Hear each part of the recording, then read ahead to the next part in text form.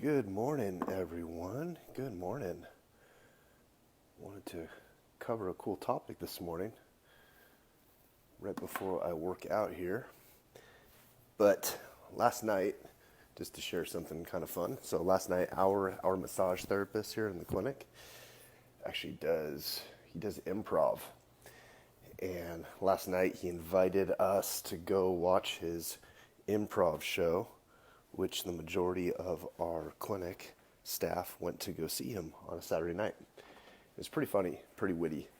There's 4 of them, and if you've ever been to an improv show before, you know you have to, they ask the audience for input, they ask the audience for different quotes or movie titles or whatever, and then they have to work it into their scenes, so they have to be pretty witty.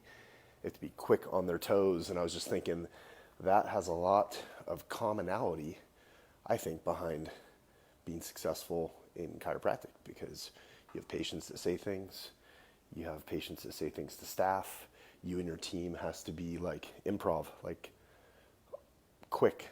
Okay, sometimes you don't get those moments back, and if you don't get those moments back, you don't capitalize on those times that someone says something and you don't respond accordingly, you might lose a patient. They might never show up again. And good morning, Brandy Hunter. How's it going? Brandy's our office manager. She was there last night too. And so anyway, this is a perfect segue into the topic I wanted to talk about, which is the Come to Jesus visit.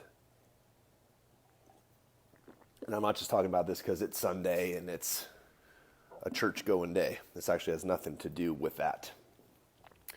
No, has nothing to do with talking about religion to your patients in clinic. But it has everything to do with being quick to address a problem so it doesn't turn into a bigger problem. So first off, if you haven't already, I just finished it this morning. We have a new demo. Brandy, you got to check this out. We got a new demo. It's pretty cool. All right.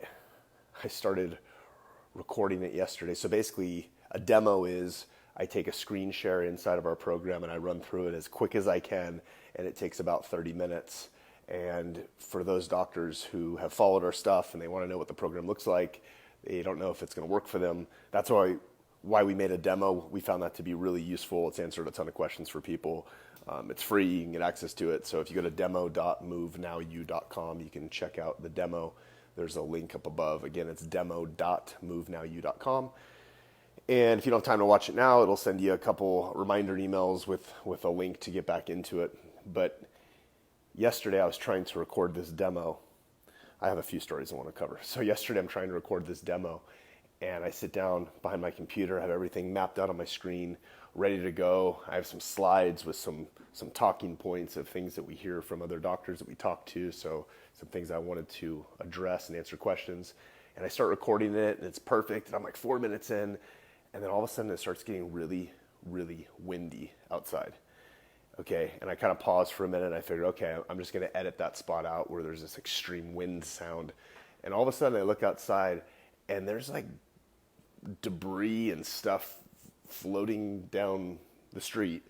And then all of a sudden, our next door neighbor, a big tree falls over. And so I'm sitting here doing this demo, trying to see if I can keep going. And then I realized that this is like a bit of a catastrophe. I need to go outside. And so anyway, I ran outside, and it's hailing and it's windy and crazy. We have a Traeger barbecue in the backyard that flipped over. And we have a grill back there that flipped over, and our lawn furniture is all over the place, and the pillows are all over the yard. And I have a vinyl fence on the side of my house that knocked through, it busted through all the panels of the vinyl fence, broke out. I have a cover on this off-road vehicle that flew off and was like a couple houses down.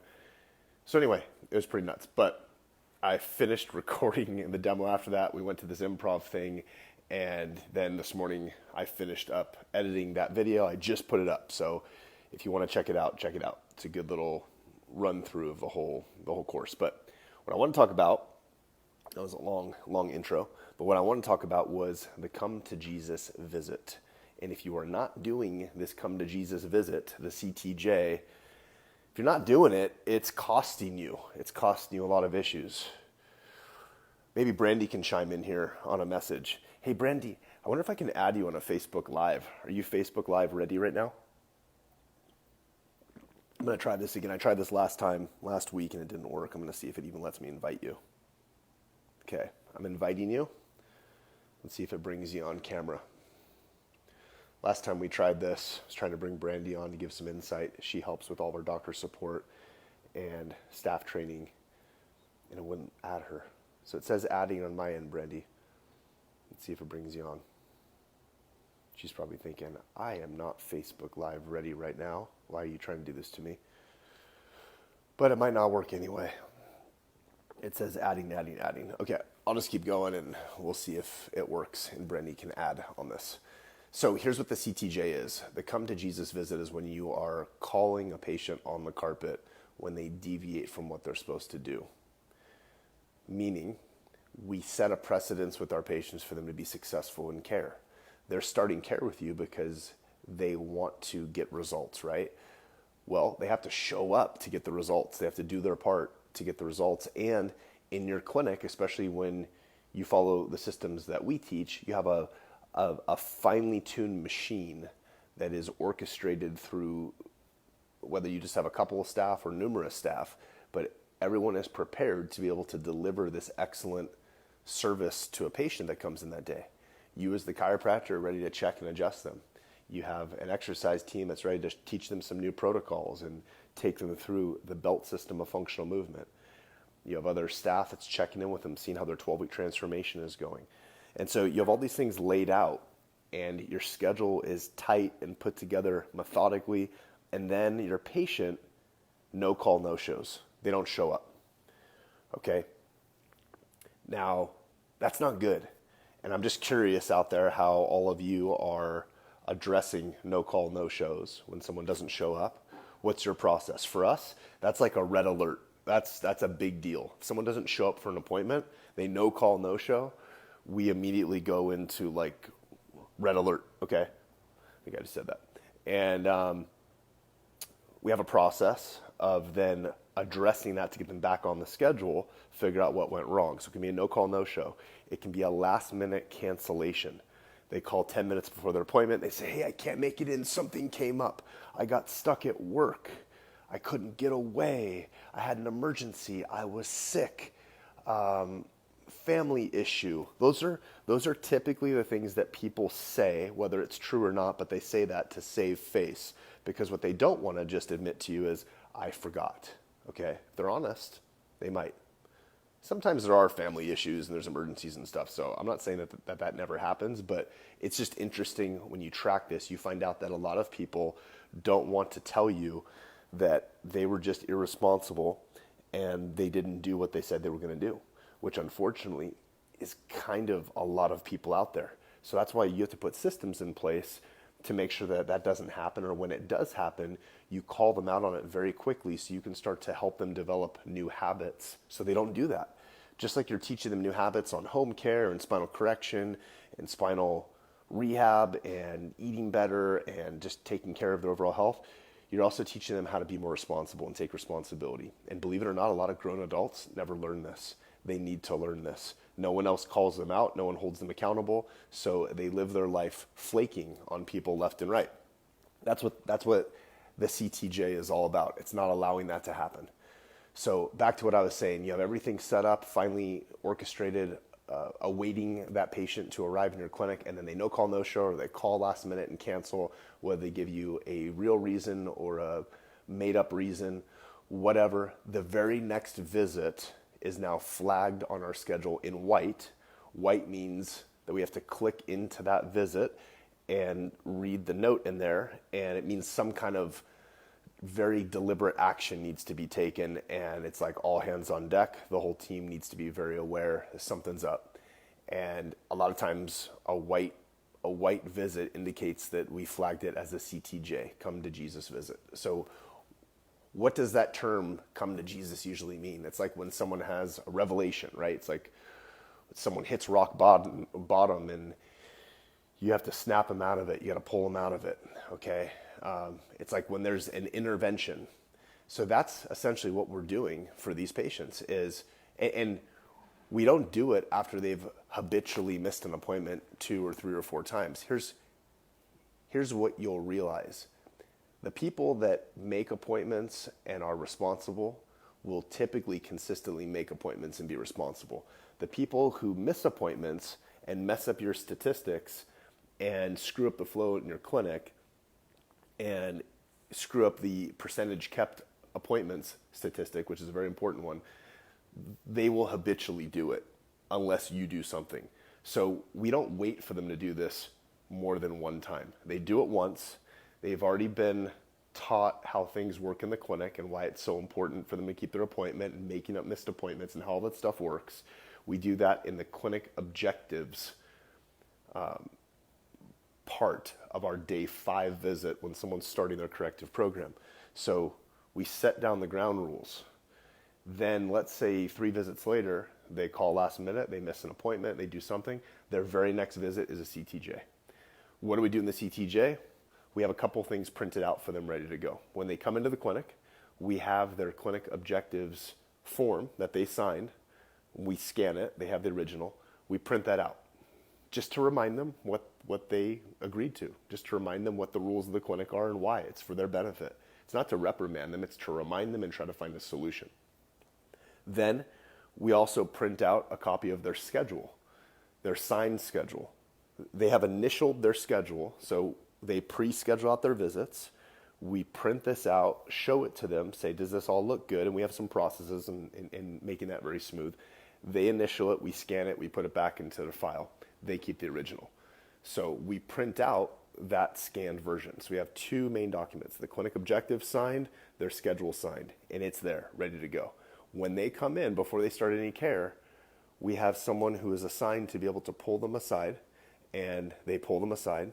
They don't do this to reprimand them or like call them out in front of their patients. And it's really not, it's not meant to be a visit that makes someone feel bad. It's a visit to try to find a solution for them, to make sure that they're going to be successful going through care. That's always the way that this thing is done. That's the demeanor and the tone. If it's done in such a way of going like, you screwed up, then that person doesn't want to be made wrong. They don't want to be called out. It makes them feel bad, and that's a good way to get someone to quit care early on. So it has to be done very delicately, and there's systems that we set up, and this is something that we teach inside of, I think it's track 45, which is schedule, and then it's lesson 5, which is the CTJ visit. So anyway, what happens is we sit down with them and we say, Mr. Jones, just wanted to meet with you briefly before your visit today because we missed you at your last appointment, and I wanted to get you back on track and make sure that we can see you the appropriate number of times this week so that you don't lose any progress. Now, you missed your appointment Monday, today is Tuesday, and you still have 2 other appointments that we need to get you in this week. One of the days work well for you? And then we basically fix that, and then we say, and moving forward, do you think Mondays maybe aren't going to work well for you? Because it sounds like yesterday you canceled your appointment because you said you got stuck at work. Is that typically a day that you work later or have things come up? Yeah, you know what? Mondays are pretty unpredictable. Okay, you know what? How about we do this then? Why don't we just not schedule you on Mondays? Because let's set you up so you can be successful with this instead of having these Mondays that you're stressing out. You feel bad because you can't make it in, so it's not good for you. You don't get the care that you need. And then also for us too, you know, when you call and you cancel last minute, we have a slot that we held for you. We have staff that's ready to work with you. We have other patients that literally could not get in that wanted to get in. So it's really a lose-lose in that situation. You don't want that. We don't want that, right? No, we don't want that. So how about instead, let's find a day that works really well for you so you can be successful in this process. And then you change their whole schedule. And a lot of times when we do this, the patient will say, yeah, you know what? I don't know what I was thinking by scheduling Mondays. Mondays are never good. Let's not schedule Mondays. You find a solution for them. Versus they miss that Monday. You're like, bummer, right? And then the next week it happens again, and then 3 weeks later it happens again. And then you look through the course of their 12-week corrective care program, and they've missed like 8 Mondays, right? That's not good. That's not good for anyone. So we do these CTJs as soon as someone deviates from what's supposed to happen. It's very important. There's a lot of additional training and tips, and we have some flow charts through this and everything inside of our doctor portal. So if you're a member of Move Now University, log in, go into track 45, I believe, and it's lesson 5. And if you're not a member and you're thinking, holy moly, this Move Now University stuff, you guys cover a lot more than just how to put corrective exercise into a chiropractic practice. That's right. We cover everything, every little step of how to run things successfully, because we are very methodical and very systems oriented. So we have a system for everything. So check out the demo.movenowu.com, and you can see a really up-to-date demo. I mean, literally it's been out for like 2 hours. And you can see what it looks like behind the scenes. If you have any questions, comment here below. You can reach out to us. You can go to our site. You can find all our contact info. Hope you have a great day. Hope this helped you.